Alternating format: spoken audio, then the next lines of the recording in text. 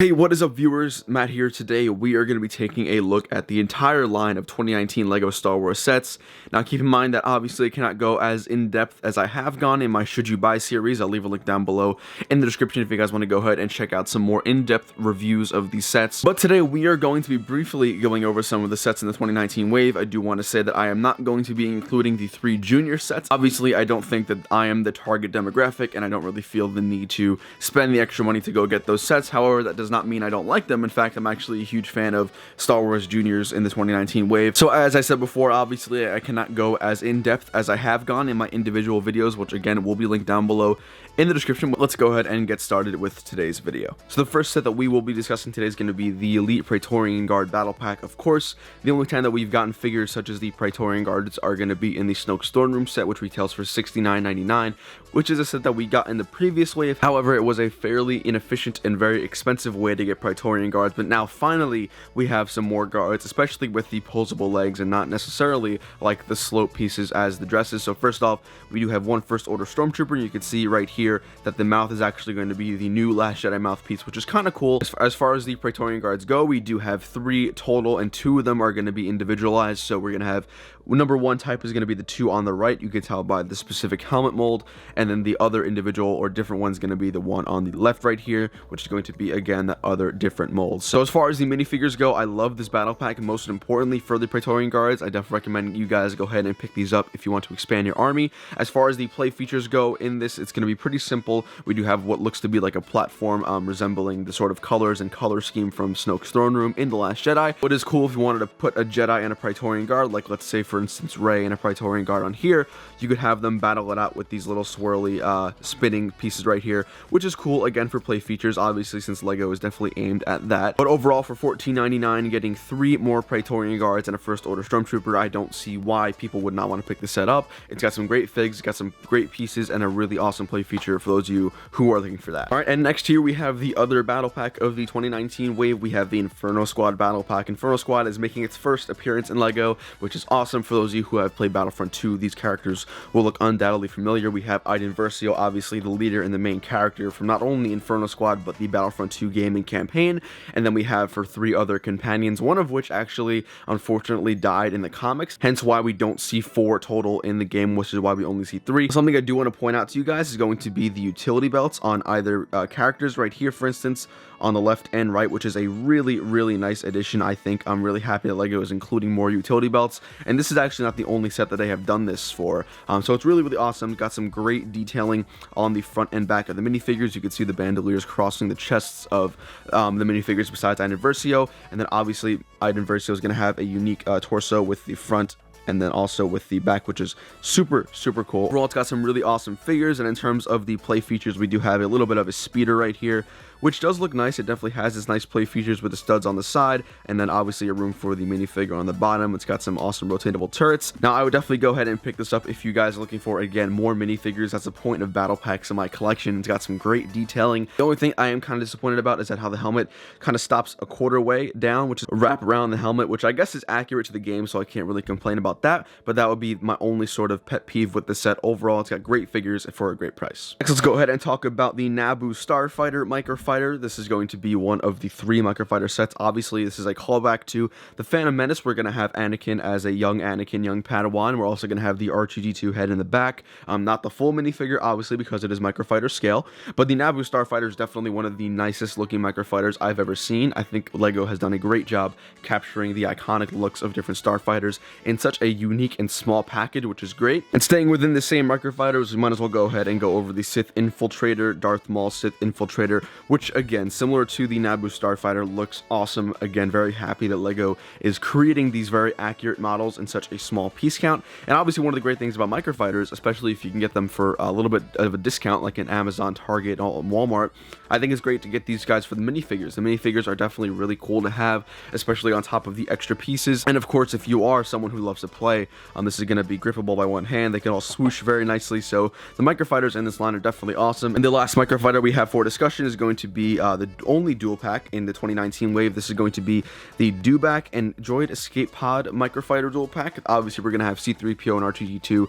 in the Escape Pod. What's really nice about this is definitely engine. I think there's a lot of great details there and a lot of nice, awesome cylinder parts. And then lastly, my favorite one out of everything is going to be the new Dewback, which is something we haven't gotten for a while. We got the molded piece in 2014 with the, I believe, the Cantina set, but now we actually have a brick built one, which is super cool. And obviously, I would recommend this to you guys. Now, I would definitely recommend this to you guys if you're looking for different ways to get that new Stormtrooper mold. Much like the other Stormtrooper that comes in this wave, it's going to have that new dual molded helmet. What's really cool about this, it is a Sandtrooper variant. It's not just a plain Stormtrooper one, so it's cool to see different variants with the new mold. One thing I do not like about the Stormtrooper is there's no detailing on the back, meaning there's no sand that's on the front, on the back, which is a little bit annoying to me, but overall, it's nothing really major to take away from the set. But again, these are going to be the microfighters that are included in the 2019 wave. Overall, great choices by LEGO and a great job. And the next set to discuss as a part of this 2019 wave is going to be the Death Star Escape. First off, let's talk a little bit about the minifigures. We're going to have 3 different ones that come in this set. So first off, let's go ahead and start off with the minifigures. We'll work left to right. On the left side, we are going to have Luke Skywalker in his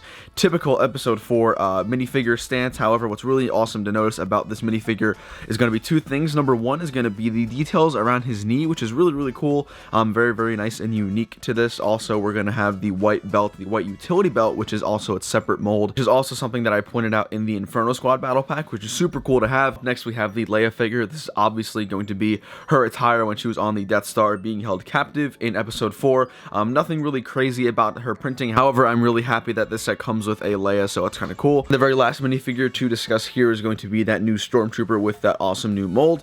If you guys want to go ahead and check out a little bit more of an in-depth review of this new Stormtrooper, definitely go ahead and check out my Death Star Escape Should You Buy video, a link down below in the description. I have to say, as time goes on, I am warming up to this new mold. I think it does look really nice. It looks bigger than usual, which I think is actually kind of starting to look cool in my opinion. But overall, we got some great minifigure selections. Now, getting on into the play set itself, a few cool notable features. I won't spend too much time going over this. Number 1, the bridge does move back and forth, which is super cool. Also, it does flip open like such. There is a control panel up here where you can put your Death Trooper, and then obviously right here was supposed to be where Luke and Leia make their escape. So overall, it's got some nice play features. Overall, this is definitely a cool set to have and definitely a nice addition to the 2019 wave. Now, the second to last set to discuss today is going to be the Droid Gunship. Now, this and the following set, the ATAP, are actually going to be not necessarily re-releases, but we have gotten these in that legendary 2014 Kashyyyk wave. Now, as a collector, I'm very happy to finally be into the hobby as much as I am now and have the opportunity to get these sets. So as usual, let's go ahead and start off with the minifigures. We're going to have 2 Kashyyyk battle droids on the left and right with their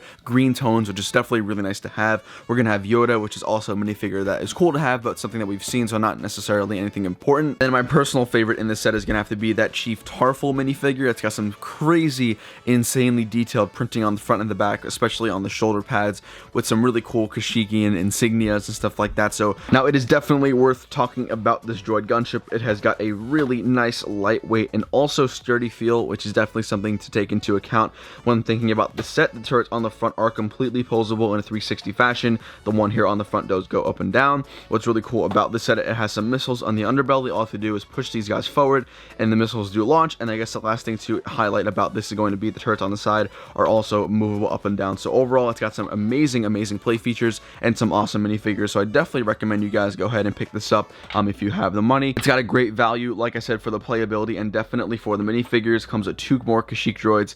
So it's overall got some great stuff going for the set. Last but certainly not least, we have the biggest set of the wave. This is going to be the Republic ATAP, the clone ATAP. Again, this is one of those sets that we got in that 2014 Kashyyyk wave, but there are some pretty nice notable differences and definitely improvements to go over. But first, let's talk about the minifigures. Much like the Droid Gunship, we are going to get 2 of these awesome Kashyyyk battle droids. So if you guys are obviously looking to add to that sort of collection, this is definitely going to be the way to go. We're going to have a clone commander as well as a regular Kashyyyk trooper.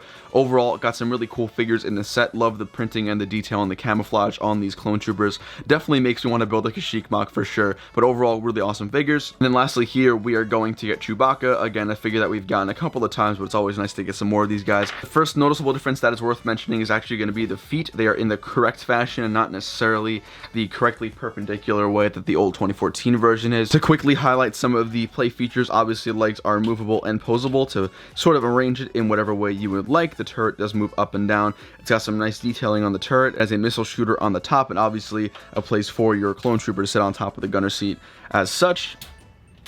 The hatches on the side do open, again revealing that little bit of an interior, and it's obviously going to make a way for a really nicely made cockpit and just, I guess, nicely made area or command area. Has enough seats for 2 troopers in there, and overall it's got a really nice feel and design, and much like all the other sets in this wave, it's got some nice playability features, and it's a very, very sturdy design, so this guy will not break on you randomly. So guys, as we come to a close on this video reviewing the 2019 wave as a whole, minus the junior sets, I do want to give you all my final thoughts and as to whether or not I think this line was successful or not, and overall I do.